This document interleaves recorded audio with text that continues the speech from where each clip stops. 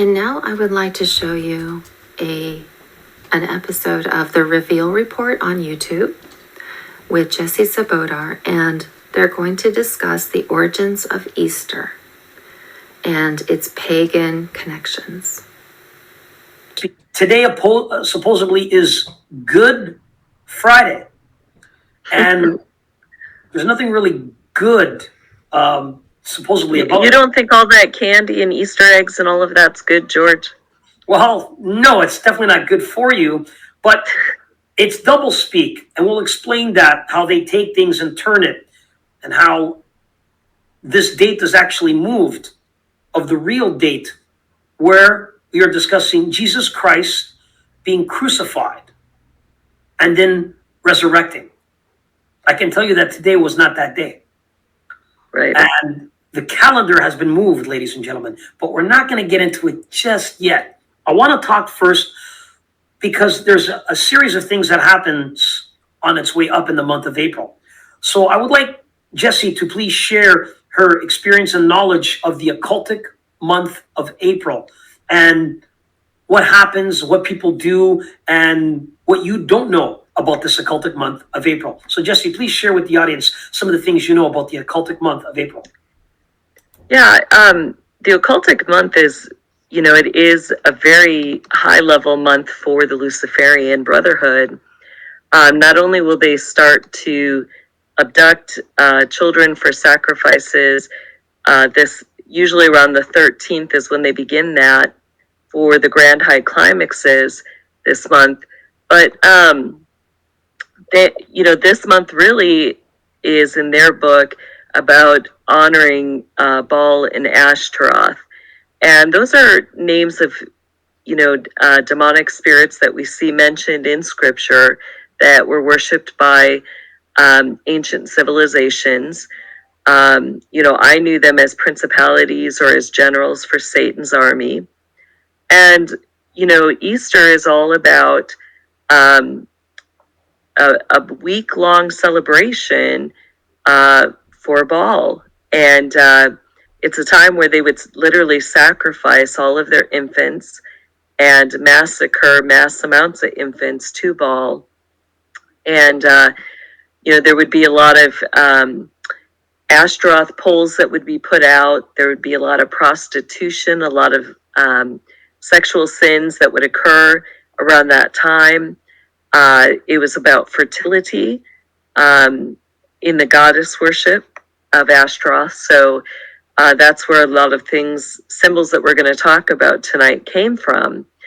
But in this, Baal Worship Week goes from April 18th through April 28th, and April 24th kind of sits almost right smack dab in the middle there, and usually is the Grand High Climax for that week. It's unbelievable things that are happening, Jessie. So it is the build-up to the big sacrifice, the big magical rituals that go back ancient times, Mesopotamia, Babylon. These people would do these rituals in this month. And Easter, such an interesting thing. This is, of course, what everyone is used to, Jessie. The Easter eggs, the candy, George. It's all about the candy. All about candy. We got this candy. Maybe that's your favorite candy. I used to eat these growing up. I did too. All the little mini Easter robin eggs. Yeah. The Cadbury. And then, we have a bunny. There's if you actually go back one picture, it's interesting. The Cadbury symbol of the C on there has that swirl. And oftentimes for Ashtaroth, the priests would have a staff that would have that swirl circle around the top of it. So it's interesting that even the Easter candy, besides the eggs and the bunnies, which represent fertility, they've got that Ashtaroth swirl on there. Interesting. Of course, the bunny, the Easter bunny. There it is, with the eggs, Easter egg hunting. There's the chocolate bunny. What a mind-blowing idea to convince the world's population for many generations that bunnies lay eggs. I mean, look at this. And this is becoming a multi-million-dollar weekend, this Easter. You go up Yeah, you have again. to ask her even what do bunnies and eggs have to do with chocolate? Also. Yeah, absolutely nothing. And Jesse, a lot of people, when they see you now, they've been brainwashed to say, Happy Easter. Easter. Happy Easter. They don't know why they're saying it. They've just been indoctrinated. It's a very good example of indoctrination in schools, the media, television, movies, film. Right. Happy Easter. What does it all mean? Happy Easter. Where does Easter come from? And it's Good Friday. Now, considering the suffering, pain, and sorrow that one man went through, how can you even call it good? Right. The only good that came was his sacrifice for us when he rose on the third day. And it's all double speak, double talk here, because they want you to indoctrinate you that his sacrifice, his pain, his sorrow, his punishment was good. So they call it Good Friday. Listen to that. Yeah. Then they say that he rises on Sunday, but that's not true. We're going to get into that. He didn't rise on a Sunday. That's their way to get the entire world, get ready, ladies and gentlemen, the population to worship the sun god. Right. On Sunday. Listen to their madness. In fact, Easter doesn't happen this week at all. The calendar has been changed. But I want to get into the entire meaning of Easter first. Let's get into that. This lovely woman here, Jesse, it's a very popular statue. Very popular. Here it is right here. A very popular statue. And this woman represents something. This is Ishtar. Ishtar, also pronounced Istar. Get it? Easter from Istar or Ishtar. Because Easter was originally the celebration of Ishtar, the goddess, the Assyrian and Babylonian goddess of fertility and sex. She represented sex, ladies and gentlemen. Her symbols were like the egg and the bunny. That's where that comes from. And still are fertility and sex symbols to this day. And did you actually think that eggs and bunnies had anything to do with the resurrection of Jesus Christ? After Constantine decided to Christianize the entire empire and help appease the different religions, he decided to change Easter to represent Jesus. But at its roots, all is about the celebration of fertility and sex. In fact, Jesse, I don't know if you know this, but Ishtar was the patron goddess of prostitution. She also was known in different symbols as Venus and Aphrodite. It just keeps getting better and better. She was known by many names. Aphrodite, Venus, and the patron symbol of prostitution. Yeah. She was also trying to marry someone very ancient, ladies and gentlemen. And you might know he was a giant, Jesse, who denied her. Wow. Yes. I'm impressed, or I should say intrigued now. Who was the giant she was trying to marry? Well, this was a giant that she tried to petition and get him to fall for her. By the way, I could say that she's also known as the goddess of war. Okay? And this giant she tried to impress, as the ancient writings go, was Gilgamesh. Oh, very interesting. And Gilgamesh did not take her as her bride, denied her. There was a big battle between him and her because she wanted to seek revenge upon Gilgamesh. Again, nothing to do with the resurrection of Christ, nothing to do with Easter. Now, you can go down that rabbit hole for those of you watching to learn more about Ishtar or Ashtar, also pronounced Easter. That's where it comes from. So Jesse, I find it fascinating because the calendar has been changed. Yes. And it's been changed so it could begin on Friday and end on Sunday so that we could all worship the sun god, which goes back to originally Nimrod. Now, I don't know about you, Jesse, but what exactly does that have anything to do with the resurrection of Jesus? It has absolutely nothing to do with the resurrection of Jesus, but there's a lot of things that were taken in the past from Nimrod and his relationship with his mother that have come into our calendar and our holidays. It's unbelievable.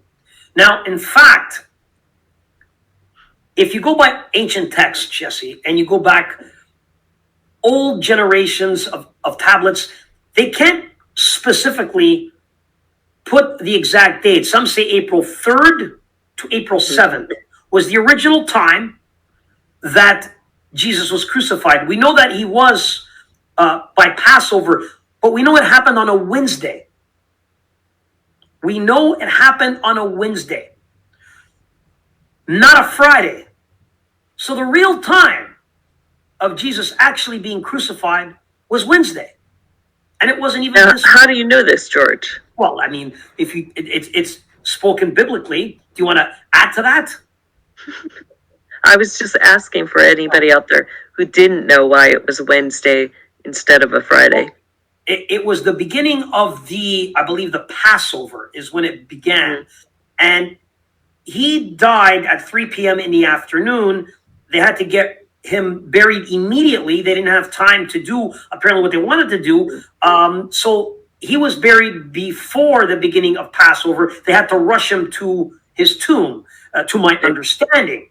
And so everyone is clear, you would need 3 full days for the Passover, for them to go. They had to cleanse themselves, purify themselves, to go in to the tomb to see Jesus for this. So they apparently had to anoint him. They were going there to anoint him with oils and so forth and clean him off because he was rushed there. And they left him for 3 full days. So it didn't even make sense to what they're telling you. If he died on Friday night and he resurrected on Sunday, it's not even 3 full days. That's only 2, yeah. So they lied to you. You're being lied to. It hasn't been 3 full days. The lies never end, Jesse. But that's why me and you are here, isn't it? To tell them a little bit about this stuff. The second day, I believe, Jesse, is the celebration of leavened bread. Right. The third day would be the Passover. So technically, Jesse, Jesus would have risen at nightfall of the Passover on Saturday. So Saturday would be the day, the Sabbath, at nightfall. But confirming with Mr. Burns, it wouldn't be pitch black because the women who went to anoint him still had a little bit of daylight. So it was nightfall, but it still had a little bit of day. So it wasn't pitch black because they wouldn't be able to see themselves going to this tomb with their oils to clean up Jesus and anoint him with these oils. So, right. But it would still be if that next morning, if they went to anoint early in the morning. On the Sunday? Right. That's when they would have seen he had already risen, though. Correct. But we would have, again, I wasn't there, and I'm not the scholar. We're going on certain texts and theologists. They would say that the women showed up on the third day, which would have been Saturday, during the Passover, nightfall, to go anoint him, and he was gone. Gone from his tomb, Jesse. Yep. Now, we're not following these real writings, which means he would have to be there for 3 days. So we're not, because if we celebrate, and it's not a celebration, Good Friday, and he, is risen on Sunday, so they've lied to you on the date, because this wasn't the date. It wasn't ever Friday. Right. It was actual Wednesday, ladies and gentlemen. And it was during those 3 celebrations, the 3 Passover days, a celebration of the Passover there on the beginning of the Wednesday. Then the next day would be the Thursday, which would be the celebration of Levi bread. And then the Friday going up to the Saturday, the full 24 hours would have been Passover. So let's talk about Passover, first of all. So Passover was the time, when the Israelites had been in bondage and oppression in the land of Egypt. The Lord had sent Moses and his brother Aaron in to deliver them out of that oppression. And, in that, Pharaoh did not want to let God's people go. And so, the Lord kept sending Moses to Pharaoh with signs and wonders and miracles. And there was 10 of them. As Pharaoh, kept refusing, these signs and wonders kept getting greater and greater. Plagues could be another word for them. There were things like gnats that came up out of the dust. There was blood where all the water turned into blood. There were frogs that came up and were just like pestilence and everywhere, covering the whole land. So they kept getting worse and worse to the point where, all the cattle had boils on their skin and were dying. The people themselves were covered with boils. And, as Moses came that last time, he warned Pharaoh that the last plague, would be the worst. And Pharaoh still hardened his heart and refused to let God's people go. And so that night, the Lord commanded Moses to tell the Israelites to go into their homes and to place around their doorposts the blood of a lamb. And as they did that, that night an angel of the Lord went through Egypt and took all of the firstborn, and they died. So the Passover is in memory that the Lord saved Israel, that he saved all the firstborn and the first fruits and delivered them out of the hand of the Egyptian bondage and slavery. It's unbelievable. And that was told in the scriptures to Moses, that they must celebrate the Passover, the Levi bread, all of it, trying to keep its ordinances and commandments. During the last 3 hours on the cross, from noon until 3 p.m., darkness fell all over the land. Just imagine, 12 o'clock in the afternoon, this is documented, and darkness swept the land. You have to be looking up, going, why is it dark? Why are the clouds? Is there a storm? Very strange. And I found it unbelievable that was the worst moments that he suffered the most, was between those 3 hours. It was said that's when he cried out to the Lord and he spoke to the Lord. And at the time of his passing is when the storm hit. And there was thunder and rain. And it is said in some writings that it was almost like an earthquake hit. Mm-hmm. And things moved and people fell. There was a power in the air. Power. But the elite of the world want us to call it Good Friday. Right. Because it was good. It has a lot of, it even goes back to, when God is calling Israel out of that land of Egypt, it says that night the darkness fell over the entire land. So it's very reminiscent of what happened during that Passover night. And, it says that in the morning there was a great outcry, as people realized what had happened and that all the firstborn were dead. So, to think that the same thing, when God gave his firstborn, his only begotten son, there was that same darkness that fell upon the land. This is all a lie. Easter is Ishtar. You've been lied to. That's all esoteric and occultic because they want you to praise and glorify their God. Their God. This whole sun worship that came when Nimrod began that. So they even moved the calendar so it fell on the Friday and the Sunday. In the tomb, they covered the Lord with a cloth. Now, some biblically say it was a napkin they said it was a napkin over his face. So there's many different accounts, and some people dispute this famous cloth that went around that covered him, which is the cloth of Turin. The Shroud of Turin is a burial cloth that shows a man that was scourged, crowned with thorns, crucified, and pierced with a lance. There is one person that comes to mind who died that way, Jesus Christ. I believe that the Shroud of Turin is the burial cloth of Jesus, and in this video I'll share with you why science appears to confirm this with recent discoveries occurring just a few months ago. The 8 reasons I believe, and those that I'll share with you, are 1. A replica cannot be recreated. 2. The image is 3-dimensional. 3. It matches the bloodstains on the Sudarium of Oviedo. 4. Due to new studies on the age of the shroud. 5. Due to the forensic analysis. 6. Due to pollen grains found on the shroud. 7. Due to coins minted by Pontius Pilate over the eyes of the man on the shroud. And 8. Due to AB blood being on the shroud. If you enjoy these 8 reasons, please like this video, share it with others so more people can see it, and subscribe. Thank you in advance. The first reason is related to a March 2019 study where a replica of the Shroud of Turin was attempted.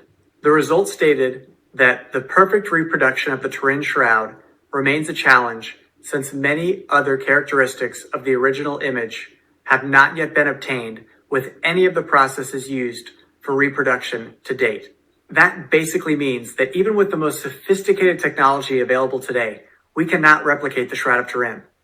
It's hard for me to believe that in the year 2020, we cannot replicate a centuries-old cloth. A similar experiment was conducted in 2012, and from that experiment, we saw the amount of watts necessary to create an image with just some of the properties. It would look something like this. That was the Dallas Cowboys Stadium. With every light on, 750 megawatts are used. Dr. Paolo Di Lazzaro, who led the 2012 study, told National Geographic that it would take several billion watts to create the image. Another thing to factor in is that 750 megawatts are being used throughout the stadium.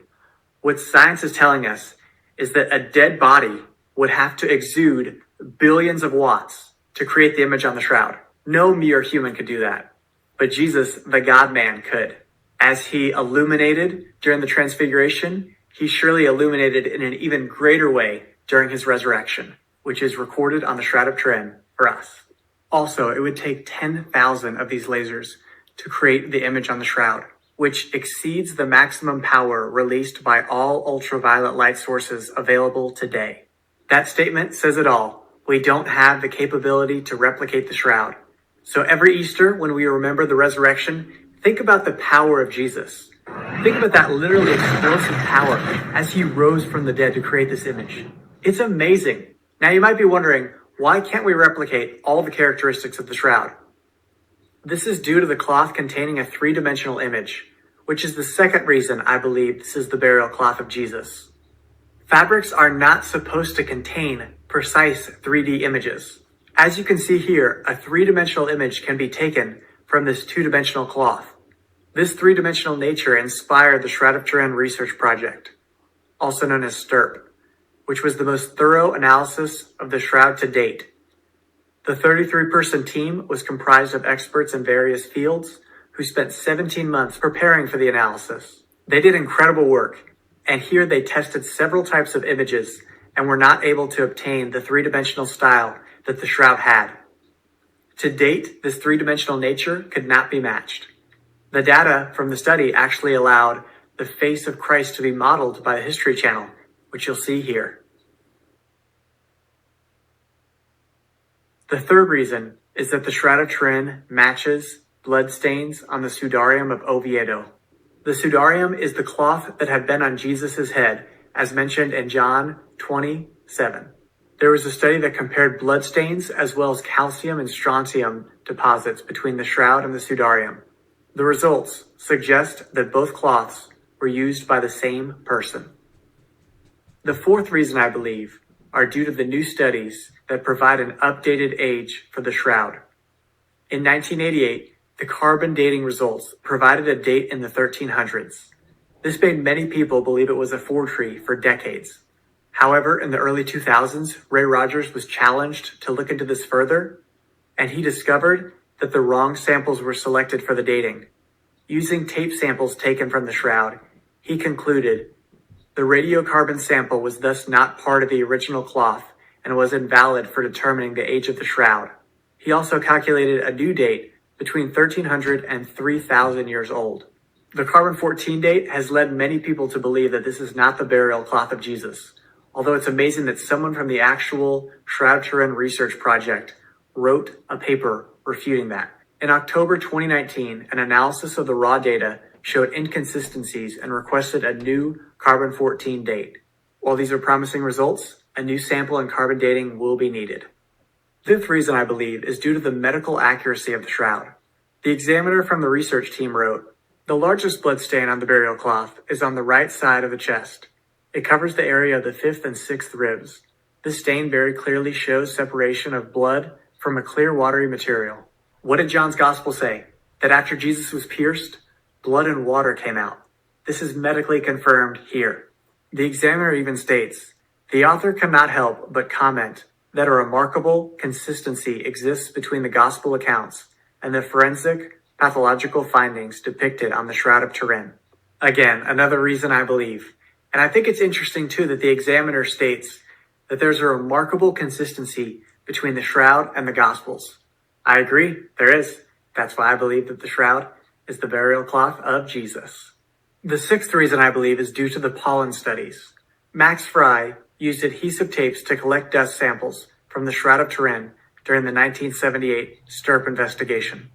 He later classified 58 pollen grains by comparing them to pollen grains in the largest botanical museums around the world. He concluded that a majority of the pollen grains were from Jerusalem. Wait, wasn't Jesus crucified in Jerusalem? That's another odd coincidence. Or it's the burial cloth of Jesus. The seventh reason I believe is due to the coins placed over the man's eyes. It was a custom to put coins over the eyes of a dead person so their eyes would stay shut while you're carrying them to their tomb. This was indicated initially by the STURP team and published in the Numismatist. This was confirmed by imaging analyst expert Robert Haralick, who said the shroud did indeed contain a faint image of the Pilate coin. So we have a man that was tortured the way Jesus was, had his side pierced, had bloodstains that matched the headcloth attributed to Jesus, had coins on his eyes that were minted by Pontius Pilate, was in Jerusalem according to pollen samples, and had an explosion of ultraviolet light to create a 3D profile of his crucified body. This has got to be Jesus. There is no natural explanation for this. The eighth reason I believe is that there is AB blood on the shroud. The blood that is on the Sudarium is also AB blood, and so is the blood from every other Eucharistic miracle. When I read that the blood on the Shroud of Turin was the same as all the Eucharistic miracles, I thought, wow, God, you are brilliant. So in conclusion, all these reasons point to the fact that faith and science do not contradict. We wouldn't have this phenomenal data without science. This is an example of God illustrating his incredible power through scientific discoveries. Here's the shroud. It's a picture of it. Yeah. Another picture of the shroud. Those in control of this shroud were taking DNA samples from it. And I said, DNA samples? Why would they want DNA samples from the shroud, Jesse? That's what I asked. Mm-hmm. And the answer was to help bring up the Antichrist. Right. So, people made reference to 33 people that were studying on this project. Well, they're letting you know and signaling to the others that they're controlling the research on it. They're letting you know By saying 33, we are controlling it. Don't worry. It isn't a bunch of yahoos. We're in control of it. We have it. Yes. So, is it real? I mean, I would say if the elite own it, they would use all resources to every major doctor, professor, or so forth to try and prove that it is real. Because if it is, they would try to steal and take that DNA. If it was Jesus' DNA, to help create and bring forth the Antichrist. Right. Yeah, it gets interesting because they've even claimed that the DNA, that there was only 23 chromosomes, which we know, if you have a male and a female, you have the 46. So they've gone as far as to say that the shroud, that the blood shows there's only 23 chromosomes. I believe personally, that it is part of their end time agenda, that they're, coming up with things that point individuals to a certain direction to say that, see, we've had the DNA of Christ, and, now we're going to create a human that is descended from him, and that person is Christ returned. They don't believe that the Messiah came already.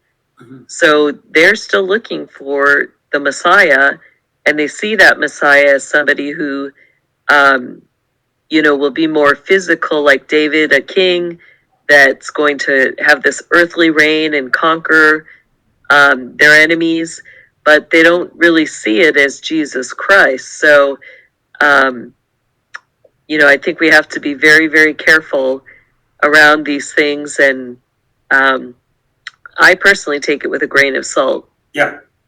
But it's important that we share this information and what they're trying to do. Moving forward with this information, it's not a Good Friday. There's nothing good about it. And we shouldn't be celebrating it and telling people Good Friday, Happy Easter. What you're actually saying is Happy Ishtar. Right.